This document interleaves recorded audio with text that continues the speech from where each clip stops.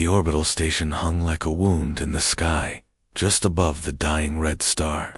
Its architecture coiled outward in spires, like a tree growing backward, metal and light twining around void. On its observation deck, the Concorde chamber awaited one final arrival. The 6 representatives were already seated. Their flags floated above them in zero-G, projected in shimmering light. The crystalline elegance of the Surati, the bone-split runes of the Kothari, the gleaming carapace crest of the Varn, and others more obscure. These were the voices of 6 civilizations, each older than Earth, each armed with fleets that could glass planets, and all of them stared at the empty 7th chair, the human chair. A jagged silence settled over the chamber, thicker than protocol could explain. Humans were late to the last summit, hissed the Surati diplomat, his mandibles clicking. Typical disregard. They were grieving then, sighed Fakari Ambassador Select, his voice low, gravelly. This time, they're not. The bombing of Eltavar was their trigger. Now they hide. A deep, warning chime echoed across the room. The massive arched doors at the far end opened. One figure stepped through, alone. Boots clicked against the polished obsidian floor. Her uniform was matte black, military cut, but unadorned. No colors, no medals, just the faint outline of a human skull embossed on the shoulder knot, a symbol of death, but one of remembrance. Her posture was rigid, her stride economical. She carried no weapon, only a sealed case, sleek, angular, marked with Earth's sigil. The room stilled as she approached the table. The Varn diplomat clicked a hidden translator implant. "Where is your delegation?" She didn't answer. The Kothari shifted, tall and clawed. "Is this some tactic? One escort instead of ambassadors. Who are you?" She reached the table and set the case down with a soft metallic thud. Then she finally looked up. Her eyes were staring, cold, steady, and absolutely unafraid. "Captain Maeve Rix, Human Interference Escort, 9th Mission Group." A long pause followed. "That position no longer exists," said the Surati. "Correct," she said, Thulek. The Vakari leaned forward slightly. "Then why are you here, Captain?" "I'm here," she said, "because my government is tired of lies, and they believe no one at this table will tell the truth unless someone bleeds for it." She pressed her palm to the case. It opened with a hiss. Inside, a gleaming crystalline cube hovered in its field. It pulsed softly once, then again. Some species recognized it immediately. Others didn't, but all of them felt the pressure change in the room. "That's a truth lock," the Kothari ambassador said, voice sharp. "Banned by 5 accords. Illegal in Varn territory. Fatal in extreme uses." Rix met his eyes. "I won't speak unless someone lies. If that happens, this cube activates and the lie is recorded, exposed, and archived." The delegates stared in stunned silence. "The alternative," Rix added, "is that everyone tells the truth." Thulek exhaled what his species considered a sigh. "Your people sent 1 soldier. No envoy, no counselor, just a woman and a neural grenade." Rix sat down in the 7th chair. She didn't smile. Seems that's all it takes, these days. For the first time in decades, no one at the Concorde table spoke. The human seat was no longer empty, but the real silence, the one between war and peace, had only just begun. The truth lock hovered above its cradle, humming with soft pulses of light. Each flash echoed faintly in the vast chamber, like a heartbeat inside a sarcophagus. Captain Maeve Rix didn't touch it again. She just sat stone-faced upright, unreadable. The silence stretched. It wasn't just awkward. It was tactical. The Surati diplomat finally broke it. He rose slowly, his segmented body clicking with each motion. "If the Concorde is to begin, let it begin. We cannot allow intimidation to poison this chamber."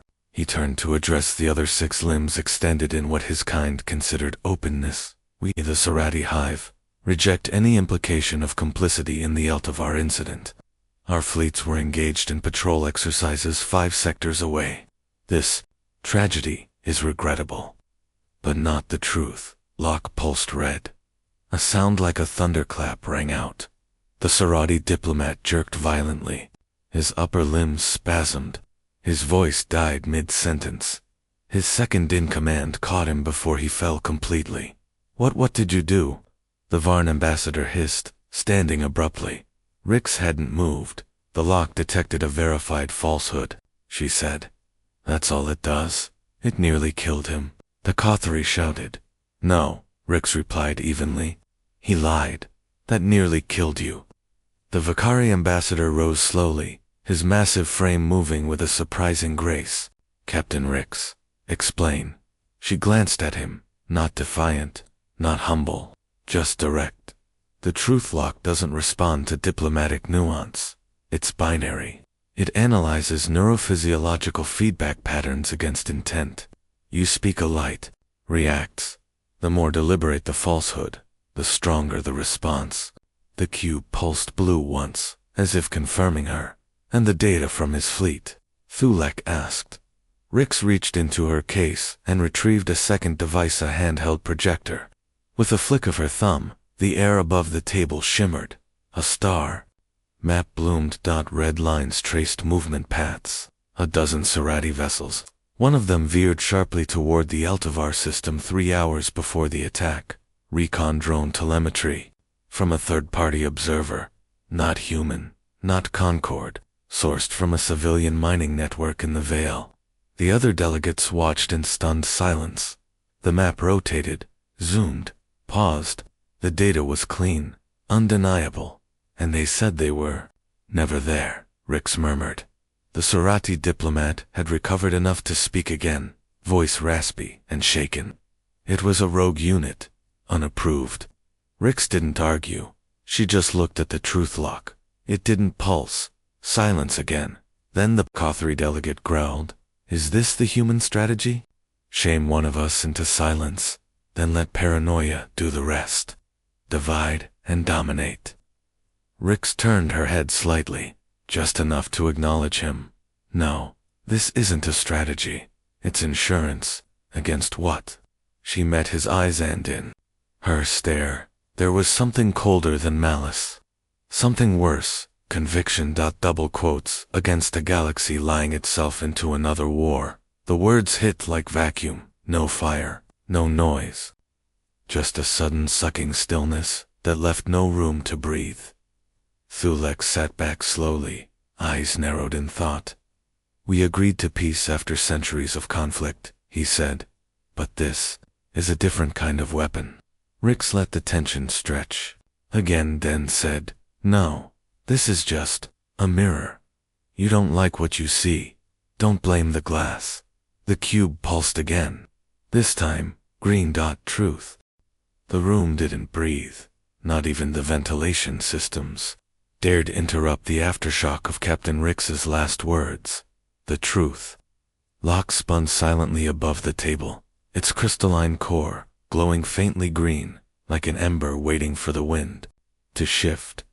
Each delegate now sat straighter, eyes darting toward it before they dared speak. The silence wasn't just thick, it was contagious. Until Vakari Ambassador Thulek broke it. His deep voice rolled across the chamber like a glacier cracking. "Do you know what the Vakari used before truth councils?" He asked the room without turning, his gaze from Rix. "We used ritual duels. 2 parties. No blades. Just words and stakes." He leaned forward, nostrils flaring.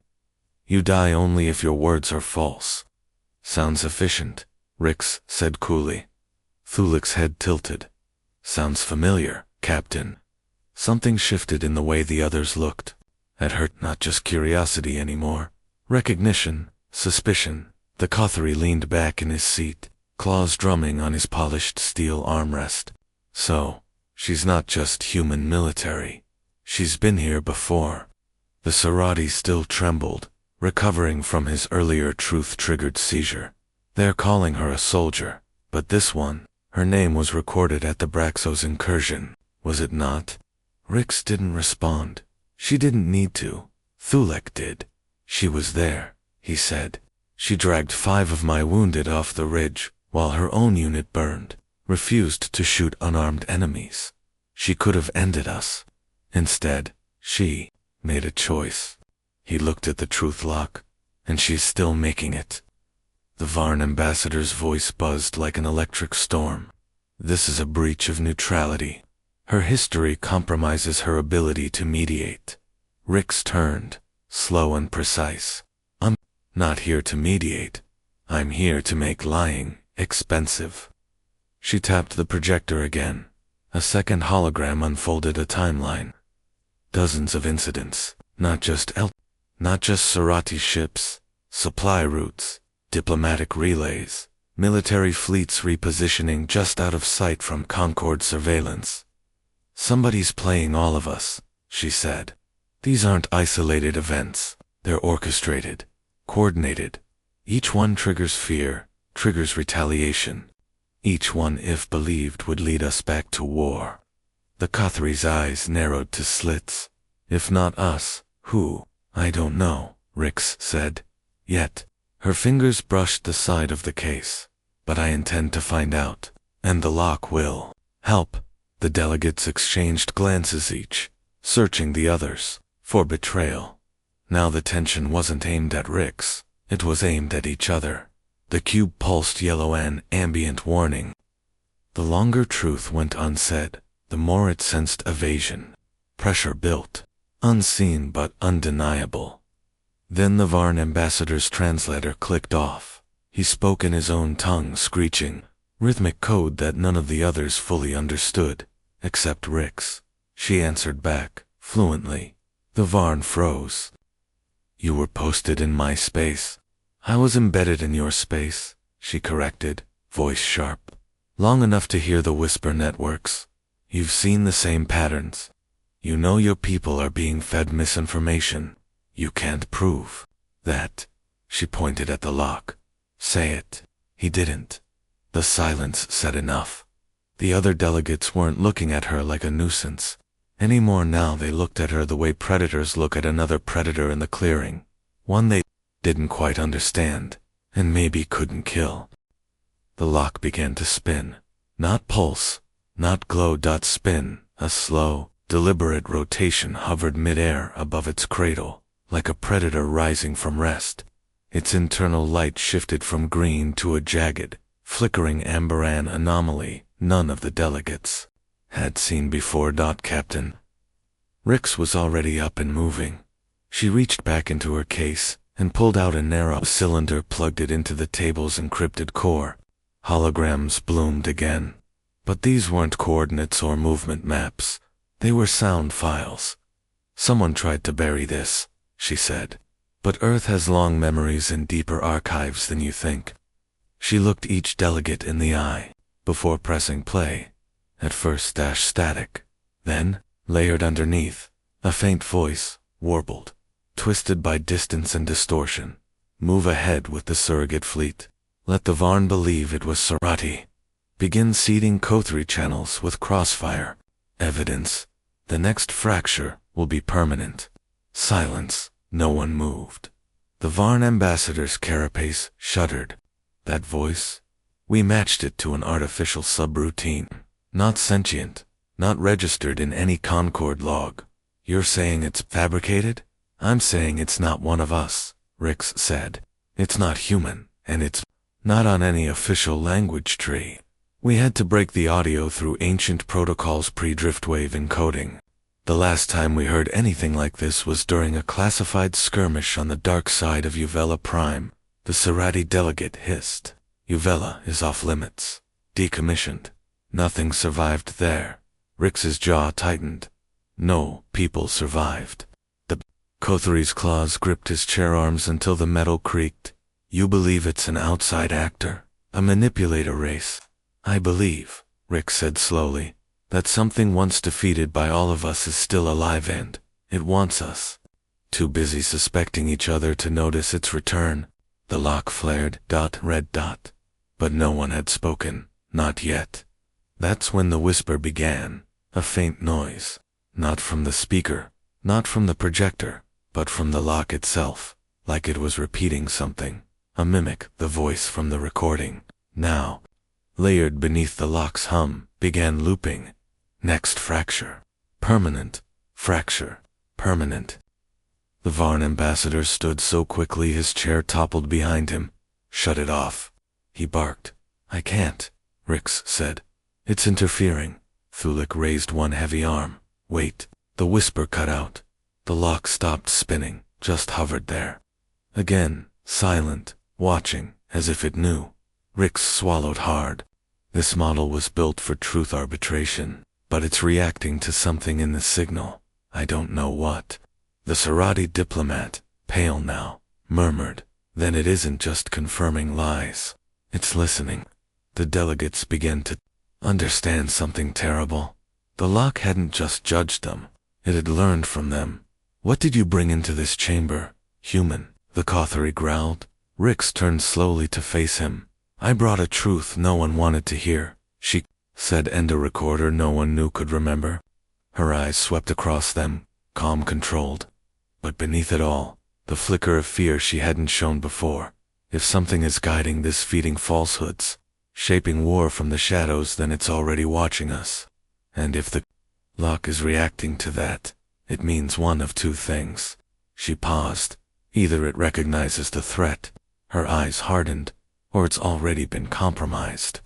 The cube floated between them, and for the first time since its arrival, it cast a shadow. The shadow from the truth lock shouldn't have existed. No single-point light source, no obstruction, no explanation. Yet there it was, cast like a blade across the chamber floor. Thin, sharp, UNMOVING. Captain. Rix stared at it. She had seen war. She had bled on foreign soil, dragged comrades from collapsed bunkers, watched orbital bombardments smear out cities in silence. But this was different. This was wrong. The Varn ambassador reached toward the lock. Rix lunged across the table and slapped his clawed hand away. Don't. It may be compromised. That's exactly why you shouldn't touch it. The Kothari growled. Are you suggesting the artifact is malware? Rix's voice was low, controlled. I'm saying it responded to a voice none of us recognize. It repeated that voice. And it cast a shadow it shouldn't have. Either that's a malfunction. She stared at the flickering cube. ... Or it's mimicking something we can't perceive. The Vakari ambassador finally spoke. There is a story, Thulek said, told only to our warburn, not found in archives, not in code, passed mouth to ear. The others turned toward him. We called it the silence that eats, a thing that speaks only through lies, a thing that crafts division through perfect whispers, until entire fleets turn on each other before they ever see an enemy ship. Superstition, the Serati snapped, but his voice shook. Thulek didn't blink. It never fired a weapon, never made demands, only ... convinced others to destroy themselves. Rix's pulse ticked in her neck, the voice from the recording calm. Measured synthetic looped once more in her mind. The next fracture will be permanent. Not an order, not a threat, a forecast. Why haven't we heard of this before? She asked. Because those who do, Thulek said quietly, don't walk away. For a moment, no one dared speak. Then the truth lock pulsed again, but not in response to a lie. It was scanning. The delegates saw it too late. A's hidden subfrequency activated in the chamber's floor. The shielded case Rix had brought sparked violently, overridden from the outside. Her projector hissed and died. What's happening? The Kothari barked, claws out. Someone's trying to suppress the lock's loglive, Rix shouted. They're already in our systems. The lock's glow surged white-hot. Alarms shrieked. All exits slammed shut with a heavy clang. No one could leave. The room locked itself in. A containment protocol, but, triggered by the lock itself, a new sound emerged from the cube. Not a voice, a chorus. Dozens of garbled languages, speaking as one, all warped into a phrase that made no sense yet rang like a scream. We do not exist. We never did. But you remember. The Varn turned to Rix. What is that? Rix's mouth was dry. Her voice cracked on instinct, not fear. It's a message. The Serati clicked violently. From who? Rix met his gaze. No. To who? She pointed to the lock. To us. For the first time in history, the Concord chamber had become something it was never meant to be. A tomb. The cube hovered motionless in the air, and behind its pulsing light, in the space no shadow should touch. Something watched back. The doors remained sealed. The truth lock floated dead center in the chamber, silent again, as if it hadn't just hijacked the room, spoken in the tongue of ghosts, and thrown the diplomatic elite of 6 civilizations into a crisis of memory and fear. Captain Maeve. Rix stood like she expected a bullet from any angle, but no one fired. Not yet. Say that again, the Kothari demanded, voice low, lethal. Rix didn't flinch. I said the message wasn't from someone. It was to us. The Vakari ambassador's eyes narrowed. Then who sent it? Rix's throat was dry. I think, we did. A silence fell heavier than before. Explain, Thulek said. Rix reached into her coat, not the case, not her files, and retrieved a folded fragment of paper. Real paper, ancient, torn from an officer's field log, passed down through war-torn units like a cursed heirloom. She unfolded it slowly, as if it might bite. Handwritten in red ink were 3 words, Kedish Protocol active. She held it up. The phrase from the lock, we do not exist. We never did. But you remember, that's a paraphrased variant. It's buried, in one place, Sirth's black archives, under Kedish. The Varn ambassador hissed. That word is banned. Yeah, Rix muttered. I know. Every species had its equivalent. A phrase, buried, silenced, expunged from language by unspoken agreement, because even saying it aloud triggered something. Not surveillance. Detection. Rix continued, voice low. During the Braxos campaign, there was a shuttle that went missing, in orbit, when we found the flight recorder. This phrase played on loop. The crew had clawed their own eyes out. Every species on board. No enemies, no toxins, no ship damage.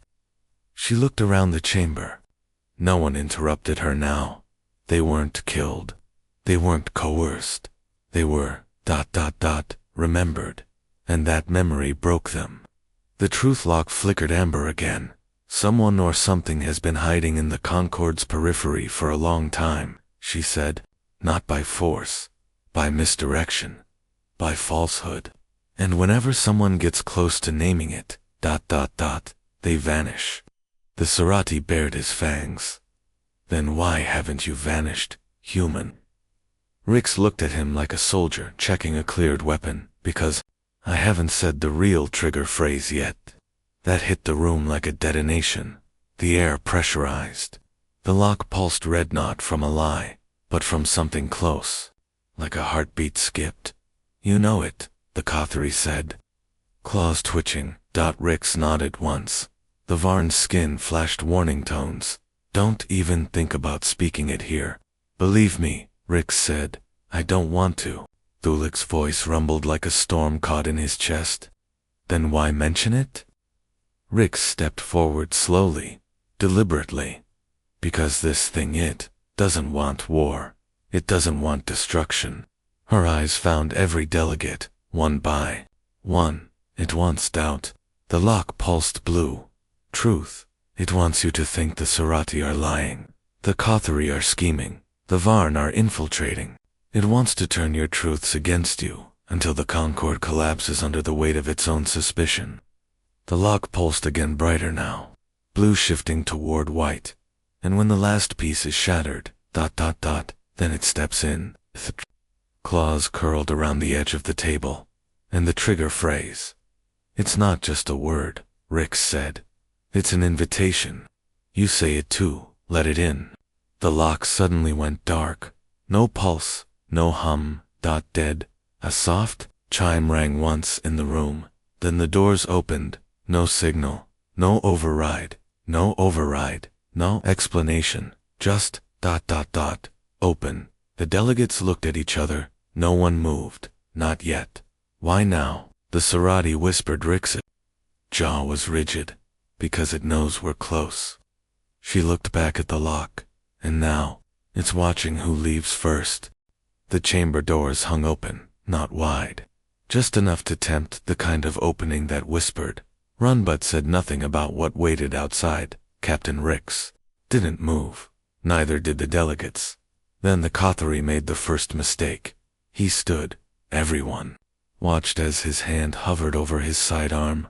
I've heard enough, he snarled. You brought this, human. You and your cursed recording. You triggered something. You're right, Ricks said, voice firm. I triggered the truth, he sneered. You triggered an infection. Before anyone could stop him, the Kothari turned and walked toward the open doorway, twitching, shoulders rigid. He crossed the threshold, and nothing happened. No alarms, no beams, no whispering voices, just silence. Then he looked back over his shoulder. His eyes changed, not glowing, not bleeding, just wrong, like someone had rearranged the order of thought behind them. Rick's stomach dropped. That's not him. The Kothari's lip curled. What do you mean, human? The real you never turns his back on a potential threat. You don't leave a weapon on the table. You don't walk out of a room before checking all exits. He tilted his head slightly, almost curious. So what am I then? Ricks took a step back. The lock flickered on again, -white, -hot. Everyone froze. Inside, the lock hissed, but it didn't speak in a voice they recognized. It didn't speak at all. It echoed the phrase, bounced through the minds of everyone present, like a metal scream in a sealed room. Inside, the Varn flinched. It got in, through him. Thulik's clawed hands locked around the table edge, or through the lock. Ricks stepped forward, fast, shut the doors. They're not responding, the Sarati barked, pounding a console. System's frozen. It's not letting us override. Then the lights in the chamber shifted, not dimmed, not flickered. Shifted like the source had moved behind the walls. Like the photons were bent around something unseen. The Kothari outside the door smiled. Now we all see clearly, he said. Ricks's voice dropped to a whisper. That's not a Kothari anymore. No, Thulek agreed. It's a mouth. The lock's light fractured white, splitting into cascading spectrums. It wasn't malfunctioning. It was signaling. Someone get a barrier up. Ricks shouted. The Varn ambassador, wounded earlier by silence, roared a pulse into his gauntlet. A blue shield flared across the chamber mouth just as the false Kothari stepped forward, and hit it with a shuddering pulse of thought. The barrier didn't break, but everyone inside heard the same phrase. The Concord lies to you. It always has. One of the Sarati clutched his head. Stop, get it out. It's in the network, Thulik growled. It's in the fabric. No, Ricks breathed. It's in the idea. That's how it spreads. Not through machines. Through doubt. The barrier started to crack. Not physically, but in their minds. The delegates turned on each other, eyes wide. Suspicion bleeding back into old wounds. The Sarati ambassador bared his fangs at the Varn. Your fleet moved first during the Saldrani Accord. You forged the broadcast logs. You let this in. Ricks raised her voice, cutting through it like steel. Stop. They did. Just long enough for the truth lock to speak again. Truth is fracture. Choose your lie. And then, without warning, the lock split into 6 rotating shards, each orbiting a different delegate, each shard glowing a different color, each one judging. Ricks turned to Thulek, breath caught in her throat. It's forcing a vote. On what? She didn't answer, because deep down, she already knew who deserves to remember. and who deserves to be forgotten. The shards of the truth lock spun around each delegate, each shard now glowing with their bearer's dominant spectral imprint. Sarati, red dot Varn, violet dot Kothari, green dot Va Carey, silver, Earth's, still dim. Rix watched hers hover inches from her, shoulder silent, undecided, as if unsure whether to reflect her or erase her. No sudden moves, she whispered. Not that anyone would dare. The false Cathari stood just beyond the weakened barrier, motionless now, watching, waiting. Its body, a puppet, its eyes a mirror. Then the truth lock spoke not aloud, but within. Each delegate heard something different, a secret never shared, a wound never healed, a betrayal never forgiven. For Rix, it was the War Court transcript. Her War Court captain, Maeve Rix, authorized orbital fire on Station Delta Vi against Allied Kothari and civilian personnel. She nearly vomited. That moment, that order, the one she never recovered from. Not because it was unjust, but because it was necessary. Even the Vakari had called her reckless. She called it war. The truth lock's pieces began to drift outward, toward the door, toward the mouth. You are the memory, the voice said. You are the weapon. Rix stared at her shard. I'm not a weapon, she said aloud. Her voice cracked. I'm a warning. The lock paused. The Kothari mouth twitched. You lie. But the lock, her shard glowed white. Truth. Rix stepped forward. The barrier flickered. You want doubt, she said. You want them to tear each other apart, so you can step into the void. The mouth smiled. They're already tearing. You did nothing to stop it. No, she growled. I brought them together in a room you couldn't infect. You made a mistake coming here. The Sarati ambassador was shaking. You can't fight this, human. Rix turned to him. Don't need to.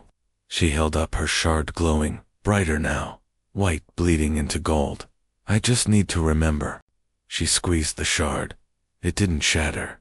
It sang, a single note, pure, searing, cut through every thought in the room.